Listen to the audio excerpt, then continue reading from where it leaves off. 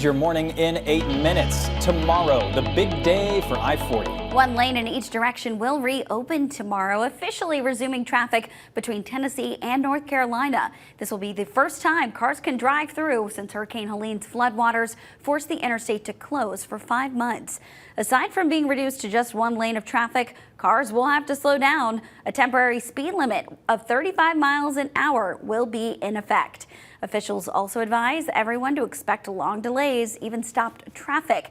And they still urge you to take 26 to I-81 to get in and out of North Carolina if you can. Meanwhile, cleanup still continues across East Tennessee from the Helene floods. Team is advising you that if you still have debris on your property, you have until Sunday to get it beside the road and ready for pickup. That deadline coming a little sooner for Cott County residents. The mayor says you have until noon today to get your name on the list of properties and needing pickup with county help. Just give the mayor's office a call and let them know that you need it. That number is at the bottom of your screen right now.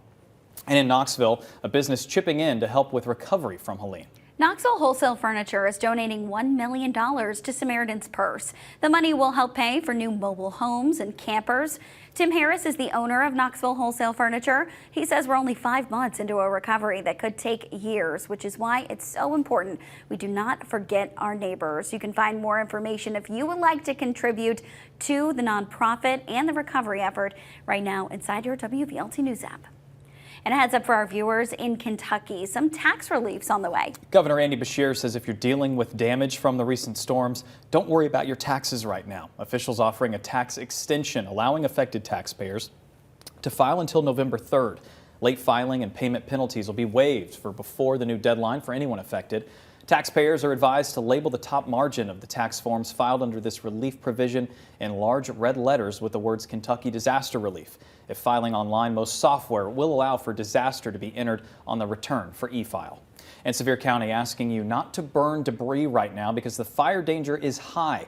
Under current conditions, grass and brush prone to catch fire with the flames spreading rapidly. We're told that risk will grow until they can get more rainfall. Officials in Roane County also issued a no burn order. No word yet on if they have rescinded that. We're going to let you know as we find out more, but something to keep in mind.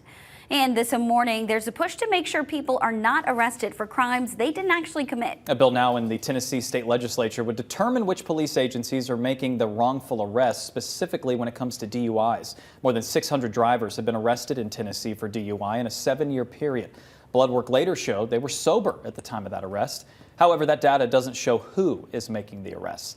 Senator Ramesh Akbari introduced the bill to change it. It would only ask for the data starting this year. She says that would tell them which agencies are making the wrongful arrests by next session so they can introduce legislation based off that data. Well, right now you've just got 1 day left to help seniors and their pets. Knox County is hosting a pet food drive to support Knox Paws and Feed a Pet. The programs pair up seniors with pets, which can help with loneliness. The food drive runs through tomorrow. For dogs, they need bags of Purina One Small Bites, Pedigree Small Bites, Beneful Small Bites. For cats, they're looking for Purina Cat Chow, Meow Mix, and Friskies. Canned versions of these foods will also be accepted. You can learn more in the WVLT News app. And more stuff happening downtown as Blake Shelton's in Knoxville alongside a Knoxville native. Blake Shelton's Friends and Heroes tour is at the Food City Center. They've got appearances from folks like Craig Morgan, Dina Carter, Trace Adkins, and of course, Emily Ann Roberts, who's from Knoxville. Tickets still available. We have a link to get them right now inside the As Seen On section of your WVLT News app. Meanwhile, the pedestrian zone is reopening in downtown Knoxville today. Market Square will be closed to drivers between Union and Clinch Avenues, along with a closure on Union Avenue between Walnut and Gay Streets. The city installed new retractable bollards late last year, which the city says makes it easier for crews to close and reopen roads to cars and keep everyone safe downtown.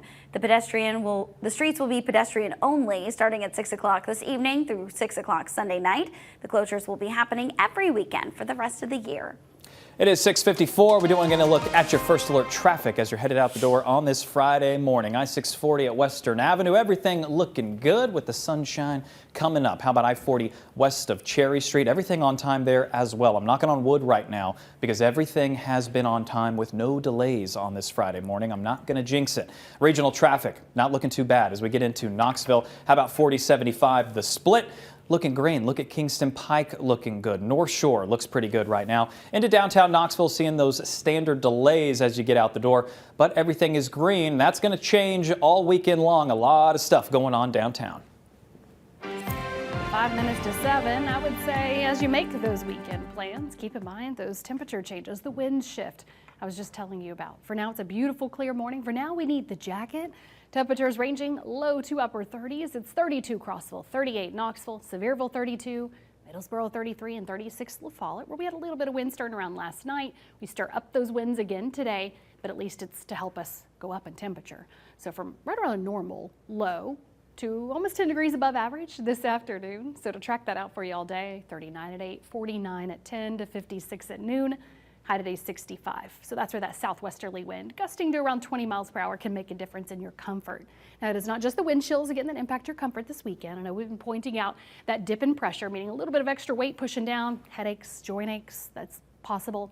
Oh, especially next week, middle of next week. Again, that's the next big weather maker. So gusty rain and storms move through. We're closer to that center of low pressure that fronts spin off of. So that's why we're going to have some bigger body aches to go with that front passage. In your first Alert 8-day planner, just focusing on those temperatures again, coming down afternoons, day to day into your weekend. Chilly breeze, especially tomorrow. And then next week, we are tracking that line of rain and storms. So we've got everything you need to know to help you make your plans coming up on the CW at 7. Well, with everything going on Saturday, everything's shaping up to be beautiful out there. I cannot wait for that. That'll do it for us right here on WVLT. Headed over to the CW. Have a good Friday.